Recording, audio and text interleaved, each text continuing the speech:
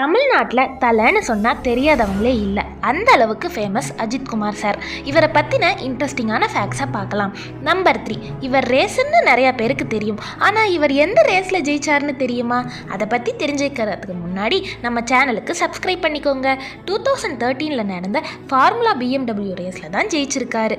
Number 2, இவருக்கு கன் ஷூட்டிங்னா ரொம்ப பிடிக்கும். அதனாலேயே நிறைய காம்படிஷனில் கலந்துருக்காரு. அதுலேயும் திருச்சியில் நடந்த 47th தமிழ்நாடு ஸ்டேட் ஷூட்டிங் காம்படிஷனில் இவர் தான் ஃபஸ்ட் பிளேஸ் ஜெயிச்சார். நம்பர் 1, தமிழில் மூவிஸ் பண்ணுறதுக்கு முன்னாடியே தெலுங்கில் பிரேம பூஸ்டகம்னு ஒரு படம் பண்ணார். அந்த மூவி எடுத்துகிட்டு இருக்கும்போதே அந்த படத்தோட டைரக்டர் இறந்துட்டார். அதனாலேயே இவரை ராசி இல்லாத ஆக்டர்னு சொன்னாங்க. ஆனால் இப்போ தமிழில் டாப் ஆக்டராக இருக்கார்.